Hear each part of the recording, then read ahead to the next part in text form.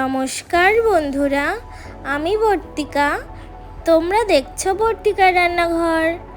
আজ তৈরি করব কচুর মুখি দিয়ে মৌরলা মাছের ঝোল। তাহলে তোমরা দেখতে থাকো। কচুর মুখিটা পাতলা পাতলা করে কেটে নিয়েছি। রয়েছে মৌরলা মাছ, সর্ষের তেল, গোটা জিরে, কাঁচা লঙ্কা, লবণ, জিরে গুঁড়ো, হলুদ। মিক্সিতে কাঁচা লঙ্কা পেস্ট করে নিলাম। কচুর মুখি লবণ হলুদ দিয়ে 10-15 মিনিট সিদ্ধ করে নামিয়ে নিয়ে জল ঝরিয়ে নিয়েছি।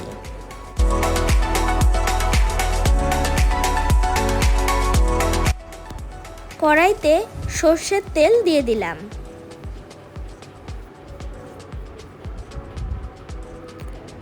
তেল গরম হয়ে আসলে লবণ হলুদ মাখিয়ে মৌরলা মাছগুলো ভালো করে ভেজে নেব।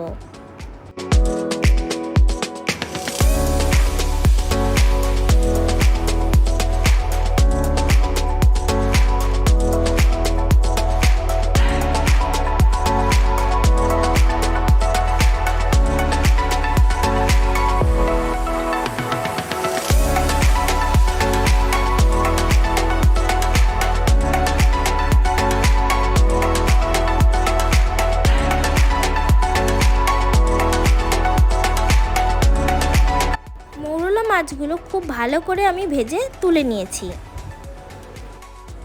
ওই তেলে গোটা জিরে ফোড়নে দিয়ে বেটে রাখা কাঁচা লঙ্কা দিয়ে দিলাম। হাফ চামচ হলুদ, হাফ চামচ লবণ দিয়ে দিলাম। এবার মশলাটা ভালো করে কষিয়ে নেব। মশলা থেকে তেল ছেড়ে আসলে সিদ্ধ করে রাখা কচুর মুখিগুলো দিয়ে আবারও 5 থেকে 10 মিনিটের মতো কষিয়ে নেব।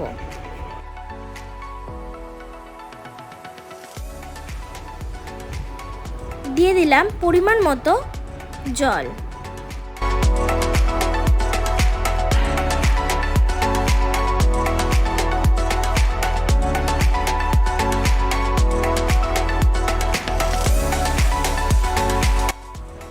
ঢাকা তুলে ভেজে রাখা মৌরলা মাছগুলো দিয়ে দিলাম। ভালো করে মিশিয়ে নিয়ে 5 মিনিটের জন্য ঢাকা দিয়ে রাখবো। 5 মিনিট পর ঢাকা তুলে হাফ চামচ জিরে গুঁড়ো দিয়ে নামিয়ে নিলেই তৈরি হয়ে যাবে কচুর মুখি দিয়ে মৌরলা মাছের ঝোল।